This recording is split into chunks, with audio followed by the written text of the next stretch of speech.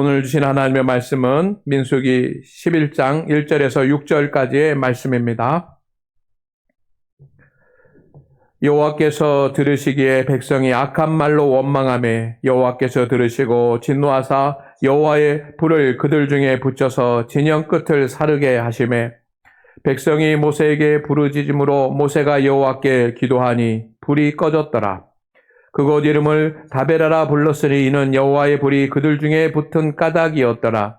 그들 중에 섞여 사는 다른 인종들이 탐욕을 품음에 이스라엘 자손도 다시 울며 이르되 누가 우리에게 고기를 주어 먹게 하랴. 우리가 애굽에 있을 때에는 값없이 생선과 오이와 참외와 부추와 파와 마늘들을 먹은 것이 생각나거늘 이제는 우리의 기력이 다하여 이 만나 외에는 보이는 것이 아무것도 없도다 하니. 아멘. 여러분, 가끔씩 뭔가 잊어버릴 때가 있습니다. 요즘은 핸드폰을 잘 잃어버리시더라고요. 근데 지갑을 잃어버린 경험들이 있으시죠? 아주 곤란해집니다. 그런데 누군가가 내 잃어버린 지갑을 고스란히 찾아주면 우리의 마음 가운데는 너무 고마운 마음이 듭니다. 버스를 타고 가는데 몸이 무겁고 힘든데 누군가가 여기 앉으세요 라고 하고 자리를 비워준다고 한다면 너무 고맙습니다. 그러면 우리는 또 자동차 운전을 합니다.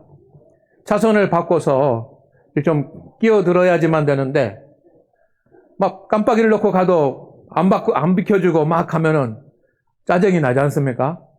그런데 깜빡이를 놓고 딱 할 때 누군가가 차를 딱 비켜주면 끼어들게 되면은 너무 고마웁니다. 그래가지고 고마움의 표시로 비상등을 켜가지고 깜빡깜빡 해주고 갑니다. 이렇게 작은 것, 사소한 것, 우리는 감사할 수 있는 그런 마음들이 있습니다. 그리고 진짜 고마운 마음이 듭니다. 그래서 누군가가 지갑을 찾아주면 너무너무 고맙고 자리를 양보해줘도 너무너무 감사하고 그리고 차량을 끼어들 수 있도록 자리를만 비켜줘도 너무 감사한 마음이 우리에게 있습니다. 그런데 우리가 살아가면서 진짜 감사해야지만 되는 사람들이 있습니다.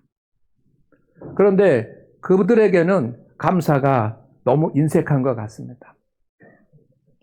남편은 항상 아내와 자녀들을 위해서 수고하고 땀을 흘립니다. 그러면 아내는 남편에 대한 진정한 감사의 마음이 있어야 될 겁니다. 반대로 가족을 위해서 헌신하는 아내들의 수고가 얼마나 큽니까? 그러면 남편은 아내에 대한 깊은 고마운 마음을 주체할 수 없어서 날마다 고마워, 고마워, 감사합니다, 감사합니다. 입술로 하는 것이 아니라 마음에서 우러나오는 그런 감사의 표현이 있어야지만 될 것입니다. 부모님처럼 평생 동안 우리를 위해서 희생하고 헌신하고 기도해 주는 분들이 어디 있습니까? 그렇다고 한다면 부모님의 생각할 때마다 고마워서 눈물이 나오고 만날 때마다 손을 잡고 부둥켜 안으면서 정말 감사합니다. 감사합니다. 라고 그렇게 고백을 해야 할 것입니다. 그런데 우리는 그런 부분에 감사가 좀 미약합니다. 지갑을 집어 주어주거나 자리를 양보하는 사람에게는 정말 고맙다고 막 감사한 마음으로 하지만 진짜 감사해야지만 되는 그런 사람들에게는 우리가 인색하지 않습니까? 오늘 여러분 식사는 교회에서 다 하시기를 바랍니다. 오늘 주방에서 지지고 부치고 뭐 별별 게 다 있습니다. 오리 훈제도 있고요. 또 부침개도 있고요. 부침개도 2가지 종류나 있고요. 또 수박도 있고요. 여러 가지가 있습니다. 꼭 식사하고 돌아가십시오. 그런데 우리는 그런 좋은 음식을 만날 때 음식을 보면서 와, 음식이 대단하구나. 여기 뭐 고기도 있고 여기 뭐 국도 있고 먹어보면서 맛있구나 라고 그렇게 생각을 합니다. 그래서 음식이 눈에 번쩍 들어옵니다. 그런데 그들을 위해서, 이 음식을 만들기 위해서 며칠 전부터 새벽부터 수고한 사람들은 잘 눈에 들어오지 않습니다. 그런가 하면 그 수고했는데 정말 나에게 이런 음식을 먹을 수 있도록 해주니까 너무 고맙다, 너무 감사하다, 막 가슴이 뭉클해가지고 생겨나는 그런 감사의 마음은 우리에게 좀 미약하지 않습니까? 우리는 감사해야지만 되는 사람들에게 감사하지 못하고 오히려 불평과 원망을 합니다. 하나님께 대해서도 마찬가지입니다. 오늘 우리는 맥주 감사주의를 지킵니다. 여러분, 얼마나 진심으로, 얼마나 믿음으로, 얼마나 마음을 다해서 이 심령 깊은 곳에서 솟아나오는 그런 감사의 마음으로 하나님 앞에 나오고 있습니까? 어쩌면 그냥 감사절기니까 교회 와서 오늘 감사절이구나, 맥주 감사절이구나 하는 그런 마음으로 앉아 계시는 분들도 있을 수 있습니다. 하나님, 저는 감사할 것이 별로 없어요 라고 생각될 수도 있습니다. 그러나 여러분, 가만히 생각해 보면 감사할 것이 없는 것이 아니라 우리는 감사할 줄 모르는 것입니다. 그렇습니다. 왜냐하면 세 가지 이유가 본문에 있습니다. 첫째는 불평이 습관이 되어 있기 때문입니다. 오늘 말씀은 이스라엘 백성들이 시내산을 떠나서 이제 가나안으로 가는 도중에 일어났던 그런 일들입니다. 그들은 애굽에서 430년 동안 아버지의 아버지, 아버지의 아버지, 그 아버지의 아버지, 그 아버지의 아버지가 조상 대대로 종살이를 했습니다. 노예 생활을 했습니다. 그들은 핍박을 받았고 땀을 흘려서 노동을 해야지만 됐습니다. 그들은 매일 그들의 입술에서 나오는 것은 원망이고 불평일 수밖에 없습니다. 강제로 그렇게 노역을 당하니까 얼마나 힘듭니까? 감사할 수 있는 조건이 없습니다. 그러니 조상 대대로 내려오는 그런 이스라엘 민족의 피 속에는 감사가 아니라 불평과 원망이 습관이 되어 있는 것입니다. 그래서 하나님께서 이스라엘 백성들을 이끌고 가나안으로 가는 도중에 홍해를 건너서 애굽을 완전히 떠난 그 이후에도 불평과 원망이 습관이 되어 있습니다. 능력의 하나님, 권능의 하나님께서 그들을 이끌고 가시는 데 중에도 하나님이 역사하시는 것을 그들의 눈에 보여주어도 그들은 원망과 불평을 습관처럼 하게 되는 겁니다. 하고 싶어서 하는 것이 아니라 습관으로 하는 것입니다. 이스라엘 백성들은 홍해를 건넌 뒤에 시내산에서 1년 정도 머물렀습니다. 그리고 이제 가나안 땅으로 출발하라고 주님이 명령을 내리셨습니다. 기뻐하고 춤추고 찬양하고 하나님 앞에 영광을 돌리고 그렇게 해야지만 되는 순간입니다. 시내산에 머물러 있으면 가나안으로 갈 수가 없지 않습니까? 이제는 가게 됐는데 그렇다고 한다면 기뻐하고 감사하고 하나님 앞에 영광을 돌려야지만 됩니다. 이제 출발을 했습니다. 출발을 하고 얼마 지나지 않으니까 힘들었습니다. 너무 힘듭니다. 1년 동안 시내산 아래에 있을 때는 그들이 그렇게 노동을 하고 수고하고 걸어야지만 되고 행군을 해야지만 되고 그런 시간이 없었습니다. 그냥 가만히 머물러 있으면 됐습니다. 만나가 내리면 그 만나만 먹고 하루 종일 쉬면서 안락하게 지내면 됐습니다. 그것이 몸에 뱄습니다. 그런데 이제 이 광야의 험한 길을 짐을 지고 무거운 짐을 지고 가려고 하니까 너무 힘들었습니다. 그래서 그들 안에 배어있는 불평과 원망이 습관처럼 쏟아져 나왔습니다. 지금 하나님께서 그들을 가나안 땅으로 인도하고 계시는데 그들 안에 있는 불평과 원망이 쏟아져 나왔습니다. 1절 말씀에 이렇게 되어 있습니다. 다 같이 읽겠습니다. 시작.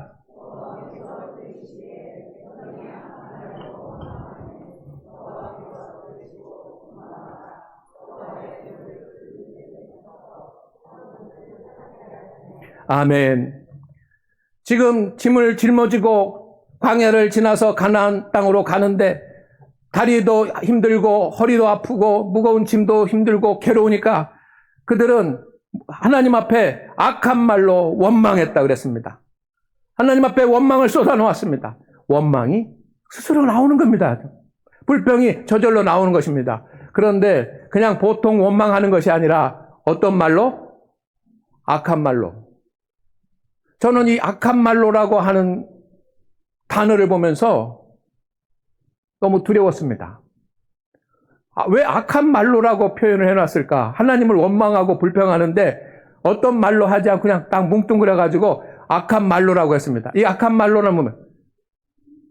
차마 성경에 기록할 수 없는 그런 말 아니겠습니까? 하나님께서 인도에 가시는데 이스라엘 백성들이 하나님 앞에 불평을 쏟아놓습니다. 모세에게도 불평하고 사람에게도 불평하지만 하나님 앞에 원망을 쏟아놓습니다. 그런데 어떤 말로? 차마 성경에 담을 수 없는 그런 악한 말로, 그것을 악한 말로라요. 하나님은 그 악한 말로 원망하는 이스라엘 백성들에게 불을 내리셨습니다. 그래서 저 진영 끝에서부터 불이 나가지고 불이 탔습니다. 그때서야 사람들이 모세에게 찾아와서 막 부르짖습니다. 어떻게 좀 해달라고. 그때 모세가 하나님 앞에 기도하고 그 불이 꺼졌습니다. 왜 그런 일이 일어납니까? 불평이 습관이 되어 있기 때문입니다. 어쩌면 저와 여러분도 이 인생을 살아가면서 우리 입술에 불평과 원망이 습관이 되어 있습니다. 두 번째 이유는 세상 사람들과 다르지 않았기 때문입니다. 이스라엘 백성들은 그 민족만 출애굽을 한 것이 아니라 이스라엘 민족이 출애굽을 할 때 다른 민족들도 거기에 좀 끼어 있었습니다. 오늘 말씀에도 다른 인종이라고 되어 있습니다. 그러니 애굽에서 종살이 하던 다른 이스라엘 백성이 아닌 다른 백성들도 거기에 있었습니다. 그들은 하나님을 전혀 알지 못하는 사람들이고 하나님을 믿지도 않는 사람들입니다. 그들이 이스라엘 백성들과 함께 따라갔습니다. 그들은 양을 치며 유목을 하던 그런 사람들이었고 고기를 많이 먹던 사람들이었습니다. 그들도 1년 동안 만나만 먹고 고기를 먹지 못했습니다. 그들은 고기를 먹고 싶다는 마음이 가득했습니다. 그래서 그 식탐을 절대 하지 못하고 하나님 앞에 원망을 쏟아놓았습니다. 나 너희들과 같이 따라왔더니 맨날 만나만 먹고 고기는 못 먹는데 하면서 불평을 쏟아놓습니다. 이스라엘 백성들이 아닌, 하나님이 경외하는 사람들이 아닌 다른 백성들이 하는 그런 원망과 불평의 소리를 듣고 이스라엘 백성들은 다시 고기를 먹고 싶다고 하나님 앞에 울면서 불평을 쏟아 놓았습니다. 4절 말씀입니다. 같이 읽습니다. 시작. 그들 중에 섞여 사는 다른 인종들이 탐욕을 품음에 이스라엘 자손도 다시 울며 이르되 누가 우리에게 고기를 주어 먹게 하랴. 아멘. 1절에 그들은 하나님 앞에 악한 말로 원망을 쏟아놓으면서 힘들다, 너무 힘들다 하고 원망하면서 울었습니다. 그런데 이제 다른 민족들이 고기를 못 먹었다라고 고기 먹고 싶다고 하니까 이스라엘 백성들도 다시 또 울면서 하나님을 원망했다는 것입니다. 누가 우리에게 고기를 주어 먹게 하겠는가? 조금 전에 이미 그들이 하나님을 원망함으로 말미암아 그들의 진지에 하나님의 불이 내렸다는 것을 알면서도 또 그렇게 원망하는 겁니다. 그들은 하나님을 믿는 사람들이고 하나님께 영광을 돌리는 사람들이고 제사를 드리는 사람들입니다. 그들이 믿지 않는 사람들과 무엇이 다릅니까? 믿음의 사람들이 믿지 않는 사람들과 하나도 다른 것이 없기 때문에 감사가 안 되는 거예요. 세 번째는 하나님의 은혜를 알지 못했기 때문입니다. 우리도 그렇습니다. 하나님께서 우리에게 주신 은혜를 알아야 우리가 감사할 수 있는 것입니다. 출애굽을 한 후 1년 동안 홍해를 건너는 그 순간부터, 홍해를 건너는 일부터 하나님께서 그들에게 크신 은혜를 매일매일 기적과 같은 일들을 베풀어 주셨습니다. 놀라운 일들이었습니다. 그들은 주님이 주시는 물을 마셨고 주님이 주시는 음식을 먹었습니다. 그들은 불기둥과 구름기둥 가운데 항상 동행을 하였습니다. 보호를 받았습니다. 그러나 조금만 불편한 일이 있어도 전능하신 하나님 원망하면서 그렇게 불평을 쏟아놓는 겁니다. 어떻게 그럴 수가 있습니까?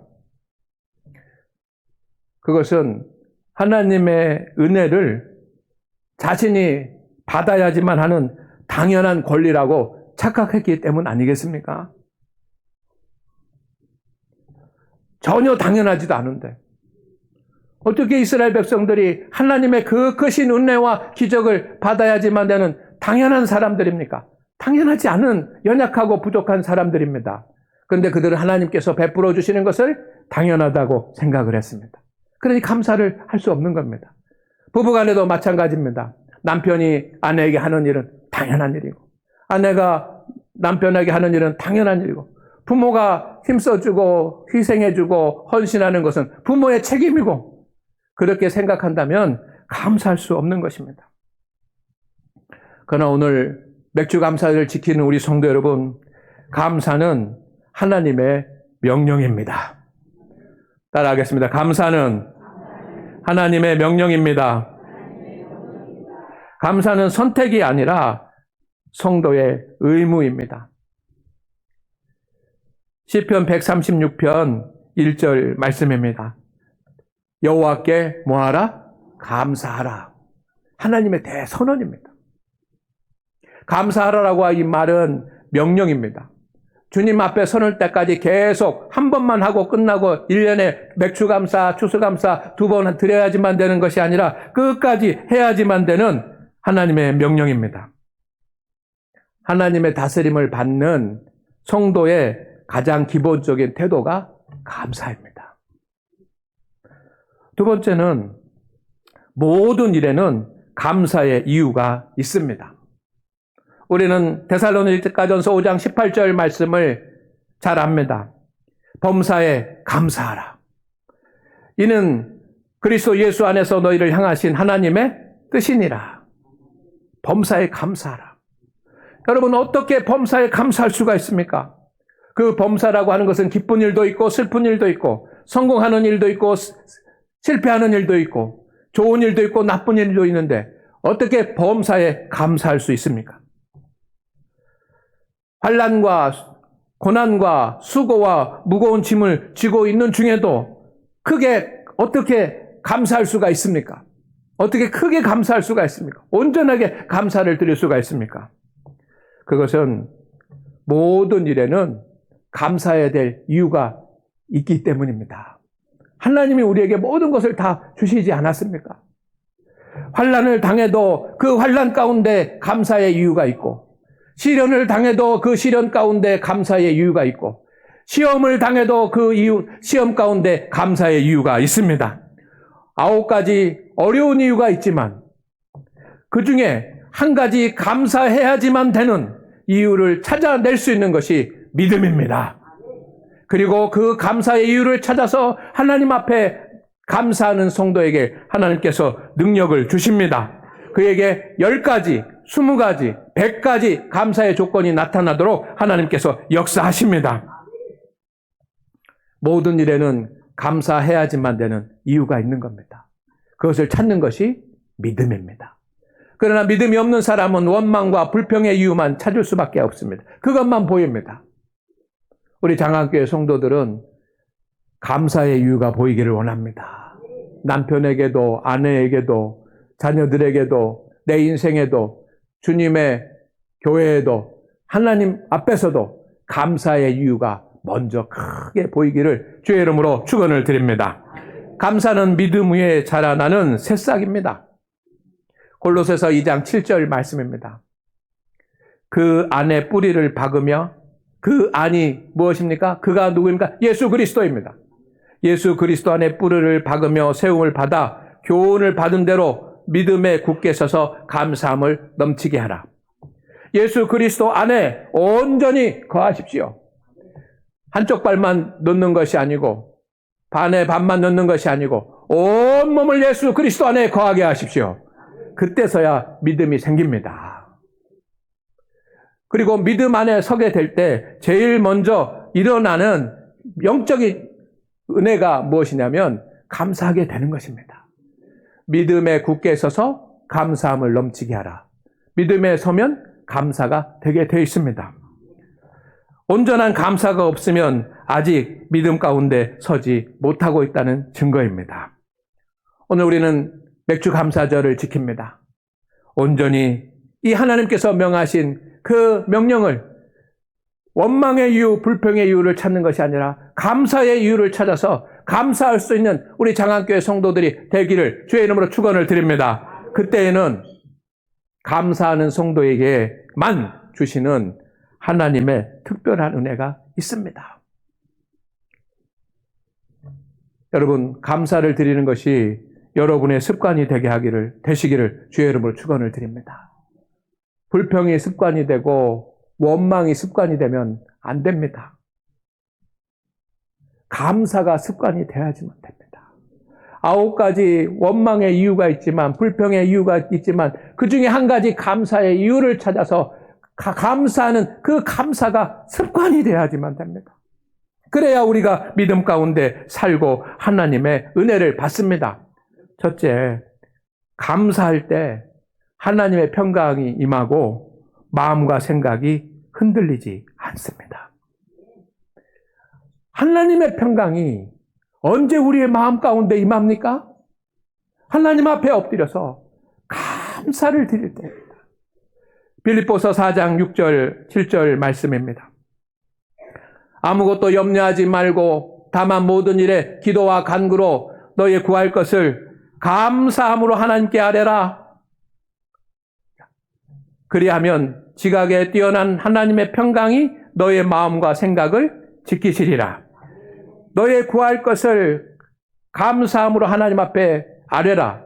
그러면 문제가 해결될 것이다 라고 하는 것이 먼저가 아니고, 감사함으로 하나님 앞에 나오면 하나님께서 우리에게 평안을 주시고, 그 평안으로 말미암아 우리의 마음과 우리의 생각이 흔들리지 않고, 그 상태에서 우리는 모든 일을 감당하고 승리자가 되는 것입니다.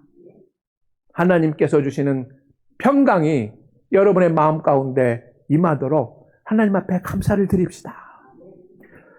두 번째는 기도할 때 기적이 일어납니다. 어떻게 기도할 때? 감사하며 기도할 때 기적이 일어납니다. 마태복음 14장 19절 말씀입니다.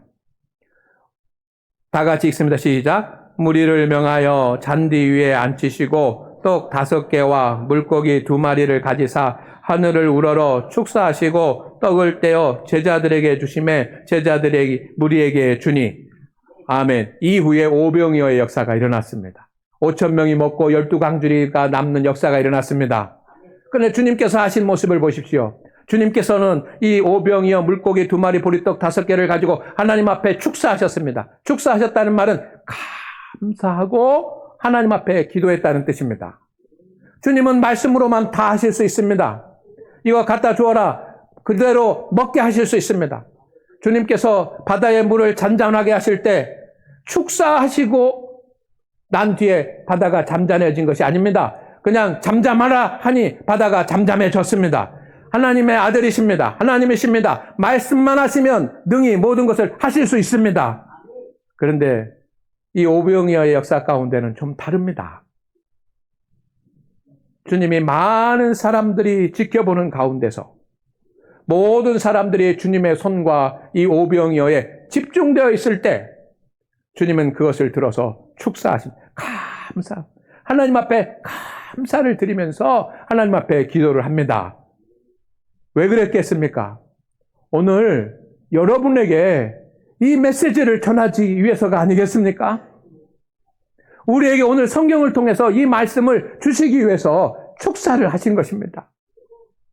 왜? 하나님 앞에 감사하고 기도하면 기적이 일어납니다. 마지막 세 번째로, 감사할 때 온전한 영적인 삶이 이루어집니다. 우리는 믿음 가운데 살기를 원합니다. 하나님의 자녀로 살기를 원합니다. 감사하는 자에게 그런 일이 일어납니다. 누가복음 17장 16절입니다. 예수의 발 아래 엎드려 감사하니 그는 사마리아 사람이라. 그에게 이르시되 일어나 가라 내 믿음이 너를 구원하였느니라. 16절 19절 말씀입니다. 예수님 앞에 10명의 나병 환자가 찾아왔습니다. 예수님께서 그들을 고쳐주셨습니다. 그런데 9명은 그냥 돌아갔습니다. 한 명은 예수님께 와서 엎드려 경배하면서 주님께 감사를 드렸습니다. 그때 주님께서 일어나 가라 내 믿음이 너를 구원하였느니라.